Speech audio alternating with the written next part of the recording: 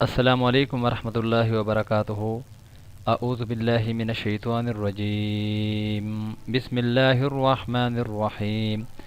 محترم سامعین، میں امید کرتا ہوں کہ آپ سب خیریت سے ہوں گے۔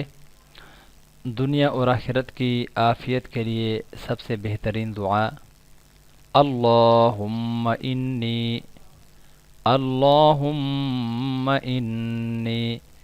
اسألک العافیت أسألك العافية والمعافاة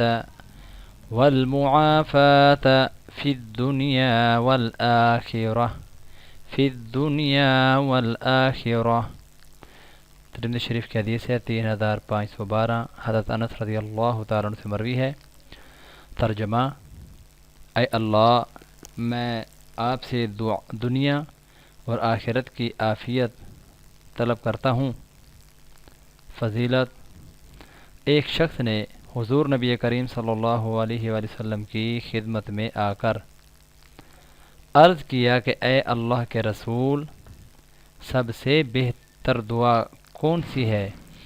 آپ صلی اللہ علیہ وآلہ وسلم نے درج بالا دعا مانگنے کی تلقین فرمائی۔ دوسرے دن بھی اس نے آ کر یہی سوال کیا۔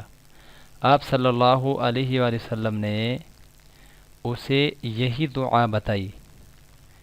جب تیسرے دن آ کر اس نے یہی سوال کیا تو آپ صلی اللہ علیہ وآلہ وسلم نے یہی دعا بتائی اور فرمایا، جب تمہیں دنیا اور آخرت کی عافیت مل گئی تو تم کامیاب ہو گئے۔